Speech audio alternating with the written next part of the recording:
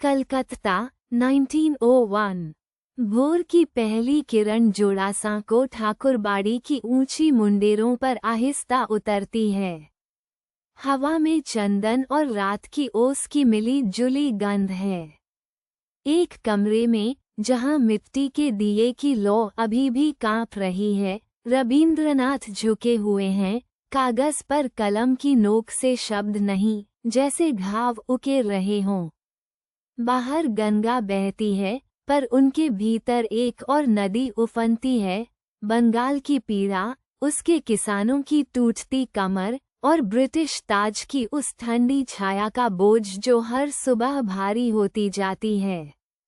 कलम रुकती है, आंखें बंद होती हैं, और उस मौन में एक निर्णय धीरे धीरे आकार लेने लगता है, जो आने वाले दिनों को हमेशा के लिए बदल देगा। कलकत्ता की उमस भरी रात में, जोड़ासांको की एक सनकरी कोठरी में मोमबत्तियों की कांपती रोशनी फैली है। ब्राह्म समाज के विचारक, पत्रकार और समाज सुधारक सब एक घेरे में बैठे हैं, बाहर की दुनिया से छुपकर। हवा में चंदन और पुरानी किताबों की गंध घुली है। रबींद्रनाथ उठते हैं, उनकी आंखों में एक दृढ़ ज्योति है। वे कागज पर लिखे शब्दों की ओर इशारा करते हैं, मानो कह रहे हों कि यही बंदूक है, यही ढाल है। कुछ सिर सहमति में झुकते हैं, कुछ भवें तन जाती हैं। संशय का धुआं कमरे में फैलता है, पर रबींद्रनाथ की कलम रुकने को तैयार नहीं। अब देखना ये है कि वे इस संशय को विश्वास में बदल पाते हैं या नहीं। गंगा की लहरें धीमे धीमे किनारे को छूती हैं, जैसे कोई पुरानी लोरी गुनगुनाती हो। सन 1891 का बंगाल, धूल भरे रास्ते, नंगे पांव और आंखों में उत्सुकता लिए बच्चे। रबींद्रनाथ एक पीपल के पेड़ की छांव में बैठते हैं, उनके हाथ में कोई ग्रंथ नहीं, केवल प्रकृति और शब्दों का अनंत भंडार। बच्चे उनके चारों ओर घास पर बैठ जाते हैं, जैसे पंखुड़ियां किसी फूल के इर्द गिर्द। हवा में मिट्टी और सरसों के फूलों की सुगंध घुली है। यहाँ कोई ब्रिटिश पाठ्यक्रम नहीं, कोई औपनिवेशिक बेड़ी नहीं, केवल जिज्ञासा और स्वतंत्र आत्मा का संगम। रबींद्रनाथ समझ लेते हैं कि भारत की आत्मा इन्हीं गांवों की मिट्टी में सोई है। पर जब ये जागृति की लौ कलकत्ता तक पहुंचती है, तो साम्राज्य की नजरें उस पर टिक जाती हैं। सन 1905 अक्टूबर की उस सुबह, कलकत्ते की हवा में कुछ बदल जाता है। वायसराय कर्जन की घोषणा कागज पर स्याही की तरह फैलती है, बंगाल 2 टुकड़ों में कट जाएगा। जोड़ासांको की सनकरी गलियों से लेकर गंगा के घाटों तक एक अजीब सन्नाटा उतर आता है। भीड़ में खड़े रबींद्रनाथ के हाथ भिंच जाते हैं, उनकी आंखों में वह दर्द है जो किसी माँ की छाती चीरने पर होता है। साथियों के चेहरे पर क्रोध की लालिमा है, होठों पर प्रश्न है, और भौहों में एक अटूट दृढ़ता। ब्रिटिश साम्राज्य ने नक्शे पर एक लकीर खींची है, लेकिन इस लकीर ने करोड़ों दिलों में एक और लकीर खींच दी है। अब देखना ये है कि इस घाव से विद्रोह जन्म लेता है या कविता। अक्टूबर 1905 की भोर में, गंगा की धारा पर सूरज की पहली किरण पड़ती है।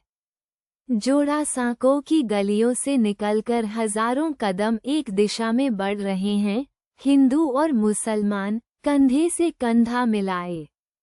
रबींद्रनाथ के आह्वान पर आज बंगाल एक देह बन गया है। रेशमी धागों की सरसराहट हवा में घुल जाती है जब एक हाथ दूसरे की कलाई थामता है। ये राखी केवल धागा नहीं, यह विभाजन के विरुद्ध एक शपथ है। आमार सोनार बांग्ला के स्वर गूंजते हैं, आंखें नम हैं, पर आत्माएं दृढ़।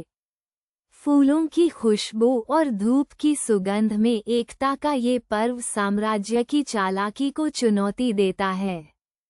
लेकिन दिल्ली के दरबार में बैठे अधिकारी ये दृश्य देख रहे हैं और उनकी योजनाएं अब और भी घातक रूप लेने वाली हैं।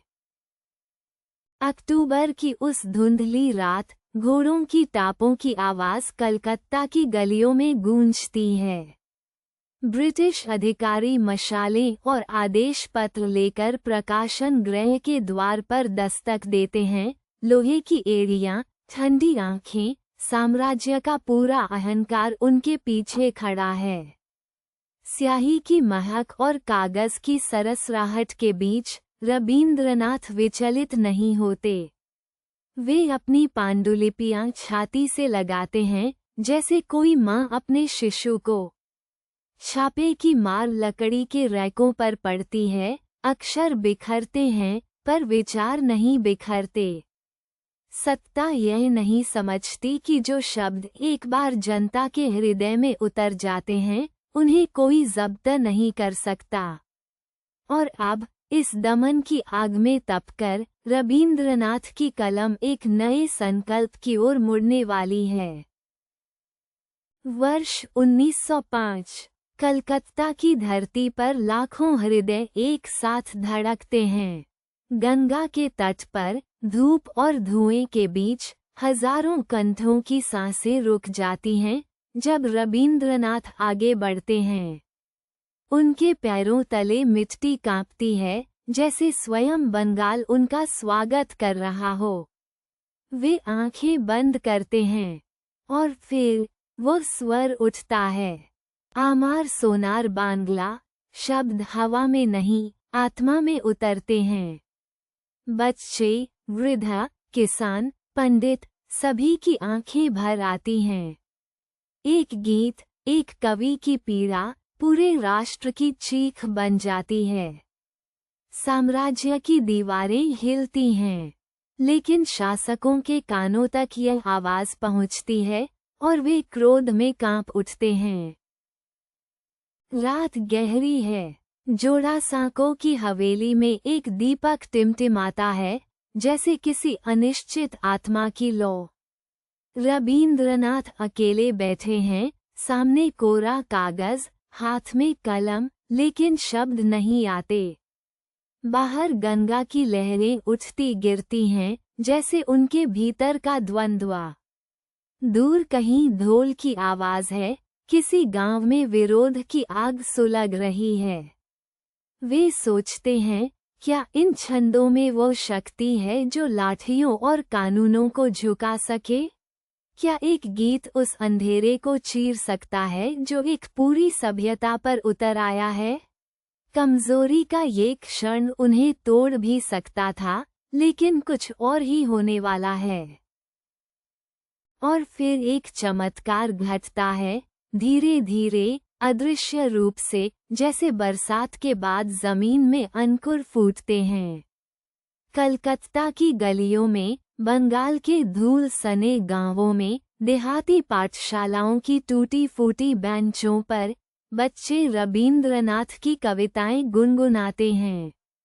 उनके होठों पर वे शब्द हैं जो किसी दरबार ने नहीं, किसी आत्मा ने लिखे थे। मिट्टी के दिए की रोशनी में, गंगा की लहरों की लय में, एक विचार पीढ़ी दर पीढ़ी प्रवाहित होता है। एक कवि की आवाज अब केवल एक व्यक्ति की नहीं रही, वह लाखों हृदयों की धड़कन बन चुकी है। किंतु ये जागृति की लौ जितनी उज्ज्वल है, सत्ता की आंखों में उतनी ही खतरनाक भी, और अब टकराव अवश्यंभावी है। गंगा की काली लहरें किनारे को छूती हैं, और उस रात कलकत्ता का आकाश हजारों दीपकों की लौ से रंग जाता है। रबींद्रनाथ तट पर स्थिर खड़े हैं, धोती का कोना हवा में कांपता है, आंखों में न थकान है, न पराजय, केवल एक गहरी, अटल शांति। मिट्टी के दियों की रोशनी पानी पर बिखरती है, जैसे स्वयं इतिहास अपना चेहरा देख रहा हो। साम्राज्य की तोपें गूंज सकती हैं, कागजात बांटे जा सकते हैं, सीमाएं खींची जा सकती हैं, किंतु किसी फरमान में ये सामर्थ्य नहीं कि वो मनुष्य के भीतर जली चेतना को राख कर सके। जागृति का दीपक एक बार प्रज्वलित हो जाए तो अंधेरा उसे निगल नहीं सकता। ये केवल एक रात का उत्सव नहीं, यह उस महान तूफान की पूर्व बेला है जो पूरे उपमहाद्वीप को बदल देगा।